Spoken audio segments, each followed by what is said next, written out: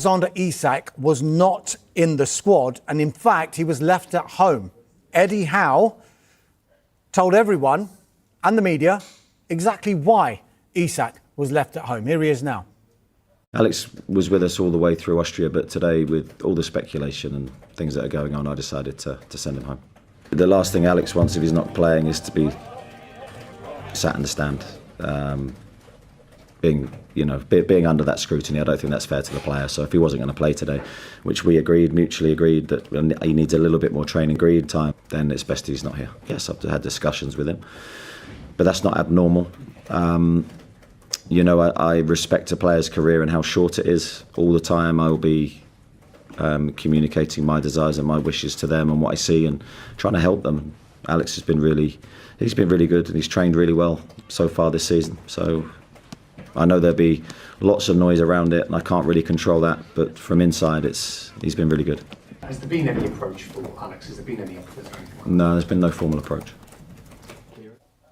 I respect a player's career and how short it is. Key words from Eddie Howe there about Alexander Isak. Should Newcastle United fans be worried in any way that this has reared its head again, given Liverpool have kind of pivoted from Alexander Isak to Hugo Ekitike?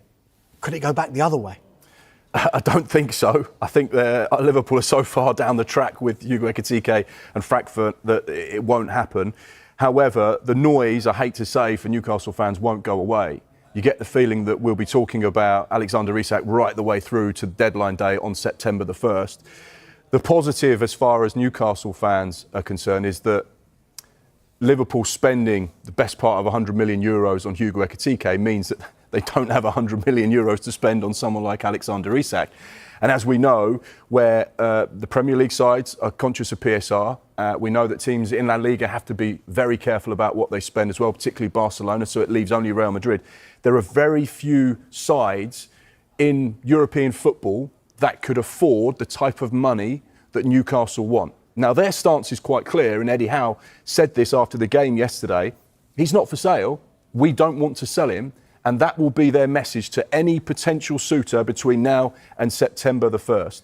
But this is a player that got 32 goal involvements last season in all competitions. He was absolutely sensational. He was one of the best strikers in world football last season. So there is always going to be noise. There is always going to be interest. Now, Newcastle do hold the cards because he has 3 years left on his current Newcastle contract. So therefore, it's not like it's 1 or 2 years left where they have to start thinking about the financial side of any transfer dealing. They still very much hold the cards there. And Eddie Howe has made it quite clear to Alexander Isak, I want you here. I want you to lead my attack.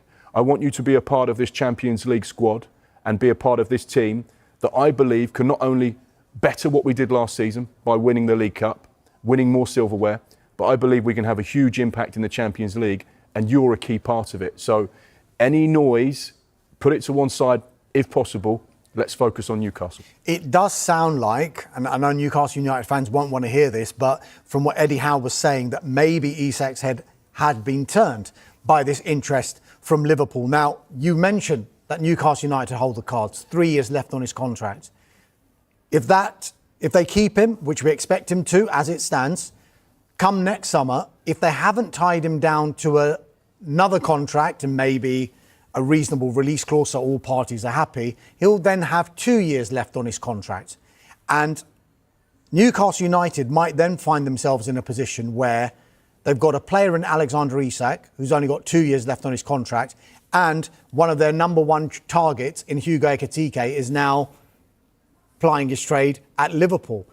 Are they going to find themselves in a position where not only would they have to bring in someone to replace Isak, but another striker as well? Would they have to be in the market for two players in that position?